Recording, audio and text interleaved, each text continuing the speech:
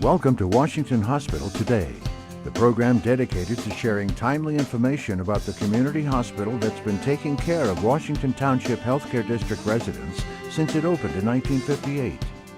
Washington Hospital Today is provided for the sole purpose of informing residents about healthcare topics and issues that have been covered during community forums, free health and wellness classes, or as part of educational sessions held during the district's open board meetings.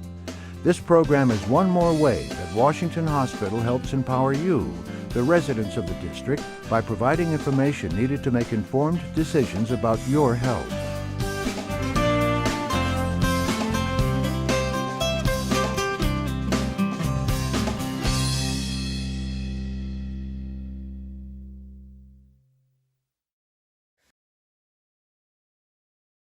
Today's presenter is Dr. Jason Van Tassel.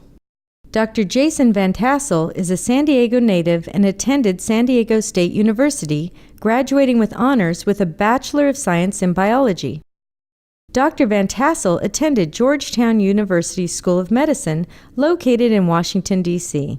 He graduated with honors in 1997, being admitted to the Alpha Omega Alpha Honor Society.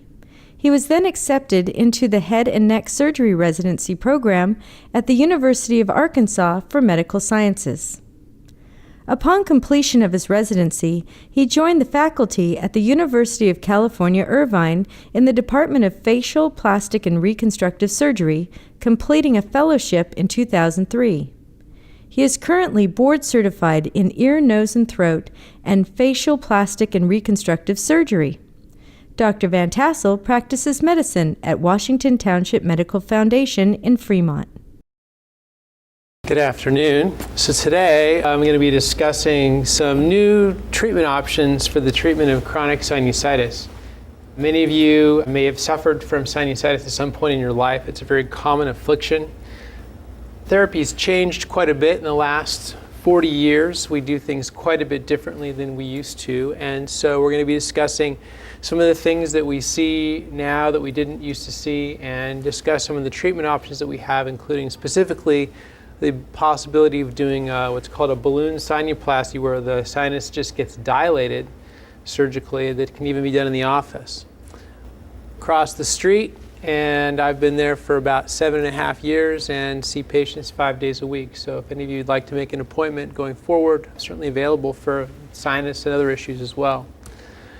So just as an overview with regards to sinusitis in general, each year there are about 37 million people who get afflicted with sinusitis alone in the United States, and it incurs about $8.6 billion in healthcare costs per year. Of the people who are afflicted, there are about 58 million days of restricted activity or people missing work because they're sick, and it accounts for about 1 in 5 antibiotic prescriptions given nationally. Of the patients who are treated for sinusitis every year, there are about 525,000 patients who undergo sinus surgery every year in the United States. Of the symptoms that most patients complain of, that includes heavy purulent drainage, pussy, gross, green, yellow boogers from your nose, facial pressure and fullness, chronic nasal congestion, fatigue, facial or dental pain, and headache. These are the most common symptoms of sinusitis. In terms of the classification of sinusitis, there are 4 different types. The first is acute sinusitis, which may manifest as a result of just a common cold. It will typically last longer than the common cold, which is caused by a virus, and can last up to 4 weeks. That's called acute sinusitis. Then there's recurrent acute sinusitis, where people have just sort of a predilection to get the same thing over and over again, and that's defined as more than 4 episodes of acute sinusitis per year. There's subacute sinusitis, that is an infection that goes longer than your typical acute sinusitis, but then finally peters out before the 3-month period. And then for those patients who have sinusitis for more than 12 weeks or 3 months, that's classified as chronic sinusitis. And patients who get to this point are much less likely to result in or to achieve a clinical response with medication and medical management alone. In terms of the things that cause sinusitis, there are a number of bacteria that are commonly seen. The most common with acute sinusitis is Streptococcus pneumoniae. This is the same bacteria that causes fluid in children's ears, otitis media with effusion, very commonly causes tonsillitis and so forth. It's one of the most common bacteria that affects the upper air digestive tracts in both kids and adults. There are a couple others that are important here: Haemophilus influenza, Moraxella, Staphylococcus aureus. And interestingly, when you look at acute sinusitis versus chronic sinusitis, what we see is that Staphylococcus aureus rises to the top. And patients who go from this acute bacterial sinusitis, they tend to have a predominance of the Staphylococcus aureus. Some of the other ones are still seen, but the orders are a bit different in patients who have chronic sinusitis. The way that we manage sinusitis, this is just a treatment algorithm that looks at both chronic and recurrent sinusitis. We always start off with medical treatment. And when you go to see your doctor and you have a sinus infection, if you've had the infection for 3 to 5 days, the doctor, especially in the first visit, is going to be inclined to say, look, this is probably a virus. Why don't you give it a few more days, take over-the-counter decongestants, some Tylenol, some Dayquil, NyQuil, Tylenol, cold and sinus or whatever, and see if it gets better. For those patients who tend to get beyond this, antibiotics is indicated, sometimes steroids, whether it be nasal steroids or even an oral steroid regimen can be prescribed. Saline irrigation, one of the best things you can do in the setting of both acute and chronic sinusitis is to just wash the nose out.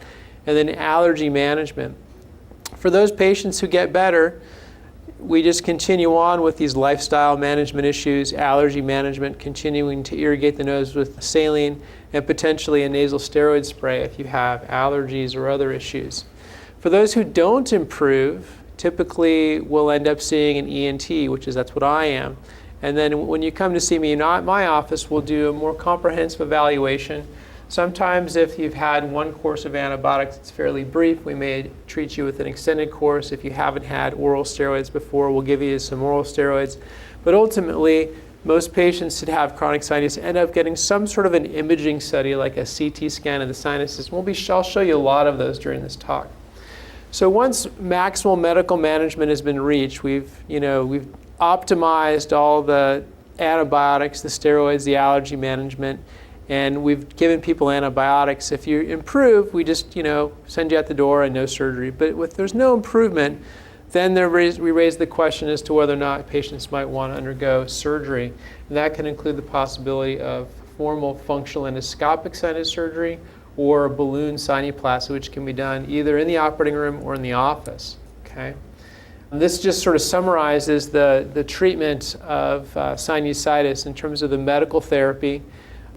The medical therapies typically are antibiotics and steroids. And the limitations of that, of course, are that these medications have side effects if you use them too long, or you can develop resistant bacteria if you're on antibiotics too long.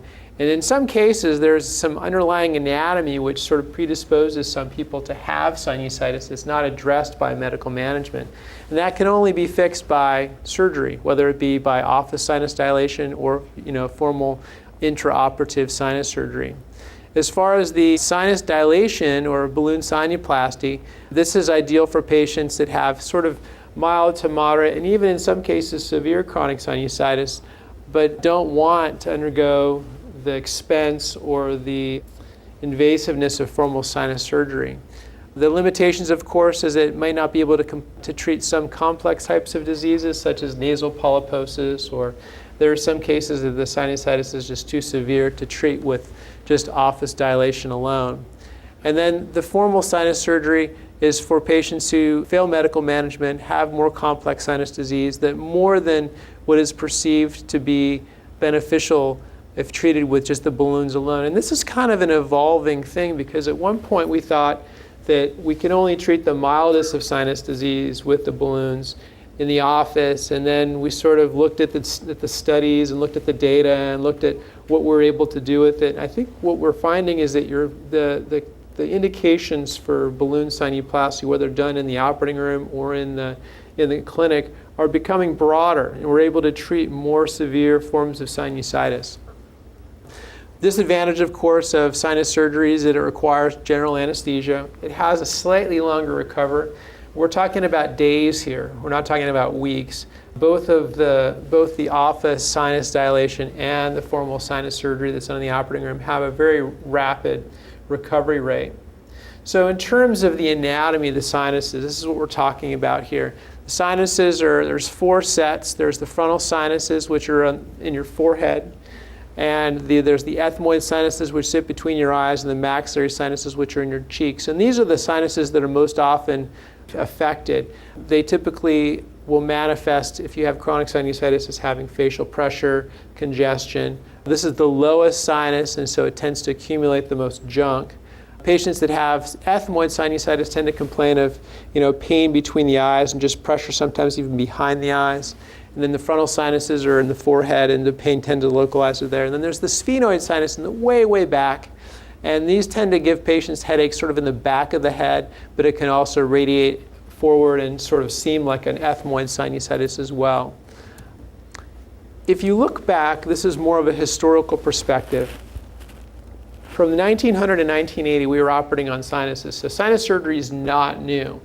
But what we did is we did an invasive procedure where we made a cut inside the mouth and lifted the mucosa off the front of the maxilla, and then we were able to take out the disease from within. It had a fair long-term success rate of 40%, but it was limited to really only addressing the maxillary sinus. Moving forward, in 1980, we sort of started using these cystoscopes the urologists use and the arthroscopes that the orthopedists had just started to use, and began to do sinus surgery in the operating room, which gave us the ability to see more than just the maxillary sinuses called Wallucta, but also the ethmoid sinuses and the frontal sinus. It was designed to preserve function, and it was a step forward because the old Caldwell-Lux procedure had just stripped out all the mucosa. So you were leaving back behind healthy mucosa, and people were able to regenerate their tissues. And this also allowed us to do this as an outpatient procedure. Some of the earlier studies quoted a success rate of about 70%, but most recent studies quote a success rate of about 90%. There are some risks, as there are with any surgery: bleeding, infection, the risk of orbital injury, vascular injury, and even brain damage, but these risks are quite rare. One of the arguments against functional endoscopic sinus surgery is that it failed to preserve all the anatomy. I think that, as you'll see in some of the slides that are going to be coming up in the next few slides, we have learned that you want to preserve as much of the anatomy as possible. So when we first did sinus surgery in the operating room with the endoscopes, we made big enterostomies, big holes, and took a lot of the sinus tissue out. And over time, we started gaining an understanding that the smaller the holes that you left, the better. And then the last issue that I think that I'd want to dispel is the issue of requiring nasal packing.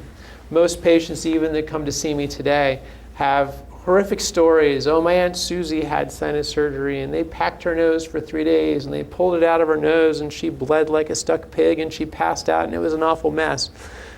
By and large, most patients today who undergo sinus surgery don't have any packing at all. There are still some indications for it if there's profuse bleeding, if the patient happens to have particular bad sinusitis, or if the patient has some sort of a bleeding problem. But for the most part, the packing that we put in is all stuff that is internal, dissolves on its own, is not designed to stop bleeding, but is designed to prevent scarring. So this is actually an example of a traditional sinus surgery. What we're doing is, this is a little shaver device that is much like the shaver at home that you'd use to shave your face or your legs, but it's a swivel, and it's got a little blade which cuts the tissue away and suctions it away. And what this is it's called a microdebrider, and it's taking away the sinus cells. And there are a couple maneuvers that it'll show here, but this is removing the uncinate process, which covers the maxillary sinus, which is right here. And we've learned in the last 5 years that uncinate process should stay because it plays an important function. And we'll show that in just a second. This is a patient with a CT scan that shows that they have sinusitis involving their maxillary sinus, that cheek sinus, and then the sinus between their eyes, the ethmoid sinus. The sinus has a little bit of thickening over here, but is relatively normal. And what you're supposed to see when you look at a sinus CT is that the bone is white, air is black, and all the gray stuff is soft tissue. And in this sinus, you can see relative to this sinus that there's not much gray tissue. It's quite a bit more over here. And then these ethmoid sinuses are kind of full of the thickening of the mucosa, which is consistent with chronic sinusitis. Back using the old style of functional endoscopic sinus surgery, where we took out the uncinate process, which would have sat right here, you can see that quite a bit of tissue has been removed. And some of the function of the sinuses is removed by virtue of taking out that tissue. And in this case, you can see that despite having had all this stuff taken out, there's still some thickening over here in this maxillary sinus. Doesn't show up very well in the scan, but what you see in a lot of cases after traditional functional endoscopic sinus surgery is that the sinuses, the mucus doesn't seem to be able to get out. There continues to be persistent thickening of the sinuses. Clearly something went wrong here. And so we've looked at what it is that could be the cause of this, and there are a bunch of things.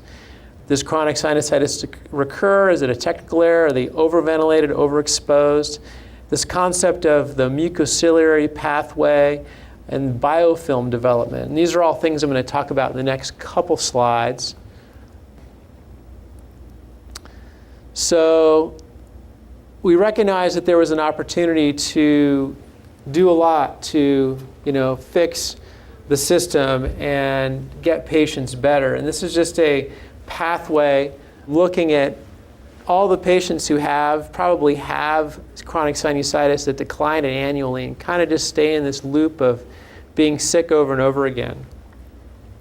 So what we've done is we've taken a new approach to the treatment of sinusitis, and we've gained a better understanding of what was needed to treat it and established and developed technologies that make it less invasive, preserving normal anatomy and sinus function. And so what I'm going to talk about is some of the research, the developments that have happened in the last 5 to 10 years that address these issues. We understand the mucosal cilia, which move the mucus out of the nose and out of the sinus. We better understand the function of the uncinate process, and we understand what's going on in the air in the sinuses. So this is a patient this is a photomicrograph, an electron micrograph, which is a super high magnification, 10 micrometers. And this is normal, healthy cilia, and it looks like hair. But if you have a patient who has damage from infection, you'll see that the infection will wipe out these cilia, and so that area can't sort of clear anything out of there that might get stuck there, such as a bacteria. So when you have mucosal damage as a result of anything, whether it be an infection or a cold, it causes structural anomalies in the epithelium. That means that these hair cells go away and they can't sweep the mucus out. And what also happens is in the remaining ciliated cells that are supposed to kind of push out the boogers, they can't do that anymore and stuff gets stuck. So this is a micrograph of a normal healthy cilia. Partially damaged and then pretty beat up. And I guess it's pretty obvious that this one's going to do a much better job than this. This is kind of your house falling down here. So reasons for the mucosal damage, there are a couple reasons. Chronic inflammation, which is the sinusitis itself, sometimes allergies, and sometimes the concept of biofilm development. And then there's also the possibility of excessive tissue removal, which I think that used to happen quite often, which we don't do anymore. And then tissue trauma for the instrumentation. And then if you take away too much tissue, you have an alteration of the sinus atmosphere. It's not supposed to contain the normal air that you and I breathe. It actually is different. This is just looking at the uncinate process, which is part of what covers the maxillary sinus. And they found that it has a very high concentration of cilia, much higher than other locations in the sinuses, so that it can very aggressively remove stuff and kick stuff out and clear the nose. And this is where this uncinate process sits right here. This is an uncentered process that's been resected, and in traditional sinus surgery, in order to make that hole, to open up that maxillary sinus, that uncentered process is removed. And I don't do that anymore, and most doctors who've been exposed to the balloon concept and talk to the industry people that are interested in balloon sinuplasty, most of us leave this now, unless there's special circumstances why it should come out. The other concept is the concept of nitric oxide. And this is the stuff that you would put in your mouth if you had chest pain. This is not the stuff that you would inhale at the dentist's office. It's a free radical gas, and your body makes it. And in fact, your sinuses make quite a bit of it. And what they found is that your sinuses make an elevated concentration of nitrous oxide when you have asthma, but if you have nasal polyps, it makes less, and patients who smoke make less. Patients who have some strange conditions like PCD, which is primary ciliary dyskinesia, which is rare, and cystic fibrosis also make a lot less nitric oxide. And these patients are all prone to have chronic sinusitis. So you can look at the sinuses, and they've measured the concentrations of nitric oxide in these sinuses. And there's quite a bit more in the sinuses than there is in the nose and the exhalation, because it just tends to sit there. And it does things. It causes vasodilation. It kills bacteria. It stimulates ciliary transport. And it's been known in the concentration of the maxillary sinus, it greatly exceeds the concentration at which you would stop the growth of bacteria. So if you're removing all the tissues and letting that gas out, you're going to affect the ability of the sinus to sort of self-regulate. So the next issue is biofilms. And I don't want to bore you with too much science, but what happens is if you take away the nitric oxide and you take away the normal ciliary clearance of the nose and the sinuses, stuff tends to just pool there. And that bacteria, when it pools, tends to set up house. And it's not just a bacteria that's living here or there. They develop colonies, and those colonies can be set up so they protect themselves. They can immerse themselves in a gel that prevents the body from reacting to them, and it makes it resistant to antibiotics. And so one of the things you can do, though, is we can rinse the nose out, but you have to get the stuff in there. So overall, the idea is with regards to biofilms are bad. Nitric oxide is good. If you take too much of the sinuses out, then you won't be able to make nitric oxide, and you'll resultingly have biofilm problems, and your sinuses won't get better. So balloon sinuplasty was developed for the specific purpose of preserving more of the anatomy and allowing the nitric oxide cycle to continue and to reduce biofilm. And what it does is it's a small flexible catheter that goes into the sinuses, and we can do this both in the office and in the operating room to open up the sinus without disturbing and removing any of the mucosa and creating any scarring. Minimal bleeding. Most patients are able to return to normal activities in 24 hours. I see patients that I've done that day at the grocery store. People go out that night. People go back to work the next day. These sinus balloons have been around since about 2005. The original iteration was that of a lot of cumbersome X-ray equipment to confirm the position, but it's evolved, and we've got all these catheters now which are for the specific sinuses. This one's for the maxillary sinus, this one's for the frontal sinus, and these balloons go in and sort of open things up. So this is another type of balloon which is all self-contained. This balloon system is made by Clarin, a subsidiary of Johnson & Johnson. This one is made by Intellis, which is a startup here in the Bay Area. But the idea is this, is you instrument the sinus, put this balloon, open things up, and then the sinus can drain without damaging any of the mucosa. This is an actual case, and what you can see here, this is the balloon which extends right here into the maxillary sinus, and you can see the balloon kind of blowing it up and ballooning it out. But we're not cutting anything. This is actually the incident process. And you can sort of see the balloon right here opening up. I had a video of a patient that we took last week that we took on our iPhone, but she didn't bring it in because she doesn't drive. I was going to try to have that here for you today. But The concept being that you can insert these balloons with very minimally invasively.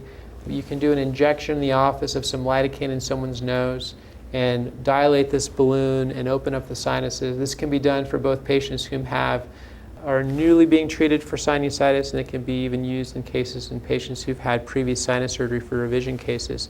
This is a pre and a post of one of my patients that had a maxillary sinusitis on one side, and this is after the balloon was done. You see complete clearance without any disturbance of the natural anatomy of the nose. So what's the success rate? It's about 92% of the sinuses remain clear after 2 years. 80% of patients remain free of sinus symptoms after 2 years, and this is fairly consistent with other forms of treatment of sinusitis. And then the success rate demonstrated that the sinus CT scan remained improved after 2 years. And so I've got a couple slides that are of a study that was recently done that looked at doing balloon sinuplasty versus traditional sinus surgery.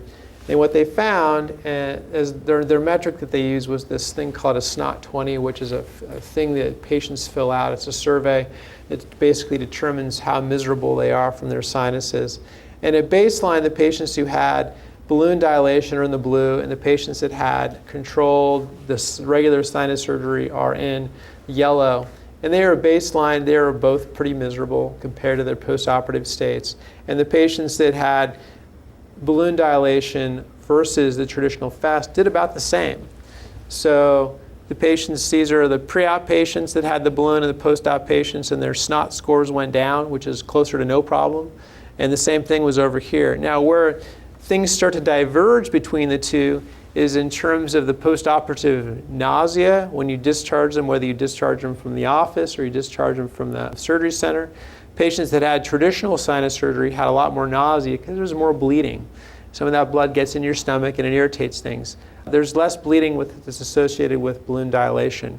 And then in terms of nasal bleeding, traditionally, we send someone home with a little sponge on their nose for 24 hours. Take it off tomorrow. The bleeding should be stopped by then. And patients tend to ooze. About half the patients tend to ooze for about 24 hours. Whereas with regards to balloon, especially in the office, much less incidence of bleeding postoperatively.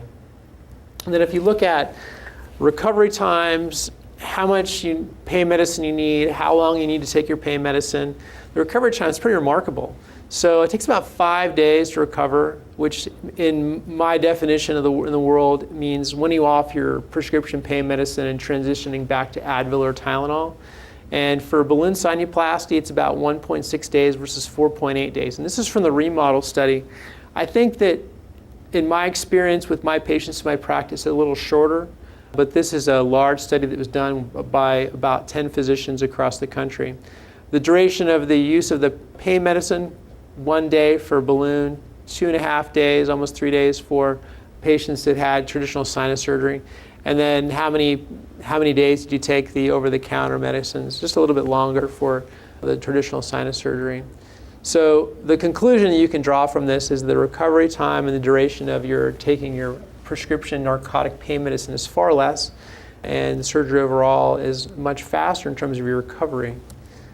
So to summarize, I've gone over a lot of things, some of it sort of esoteric and scientific, but ultimately we have a better understanding of sinus function than we used to have, and it's basically changing the way that we manage sinusitis.